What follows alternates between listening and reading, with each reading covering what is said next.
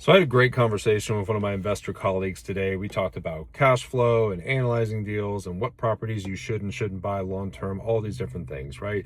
And there's just a little bit of a takeaway I wanted to share with everybody that might help y'all out. We were talking a bit about cash flowing properties and what deals make sense for the pro investor versus the rookie, things like that. I see it all the time. I see people buying properties just because I think it'll be a good deal, and people who are nosing the spreadsheet thinking they're safe when they're really not. They're ignoring some real risk and practical aspects of owning property. So a good frame I find that helps a lot of people is, think of it this way.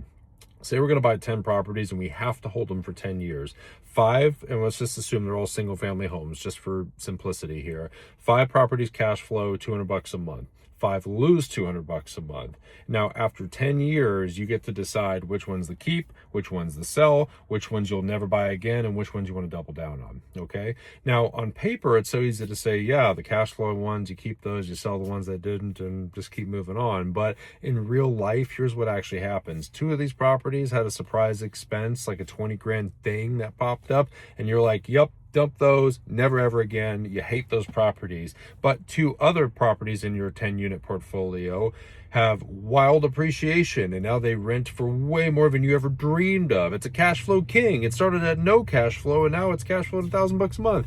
That's often what real estate does in real life. You see these moves and shifts in the market. You see these surprise events.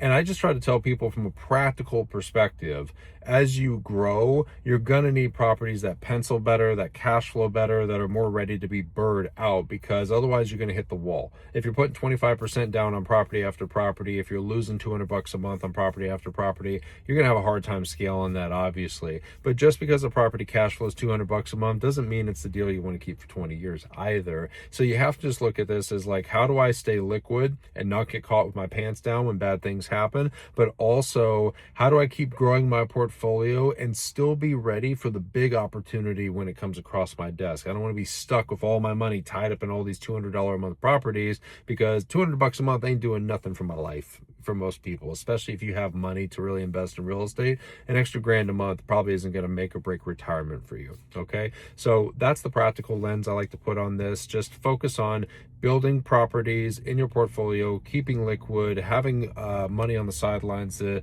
take advantage of opportunities, but being as invested as possible. That's where the BRRRR method and a lot of that deal analysis is really so important. It helps you stay in the game and keep growing sustainably.